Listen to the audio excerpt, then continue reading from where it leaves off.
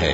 لوگوں کا حساب اعمال کا وقت نزدیک آ پہنچا ہے اور وہ غفلت میں پڑے اس سے منہ پھیر رہے ہیں۔ ان کے پاس کوئی نئی نصیحت ان کے پروردگار کی طرف سے نہیں آتی مگر وہ اسے کھیلتے ہوئے سنتے ہیں۔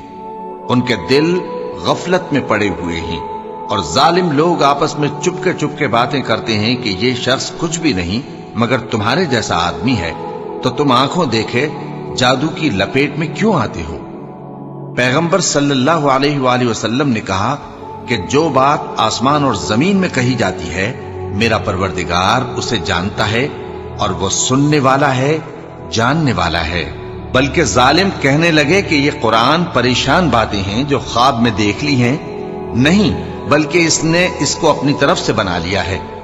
نہیں، بلکہ یہ ایک شاعر ہے۔ تو جیسے پہلے پیغمبر نشانیاں دے کر بھیجے گئے تھے اسی طرح یہ بھی ہمارے پاس کوئی نشانی لائے۔ ان سے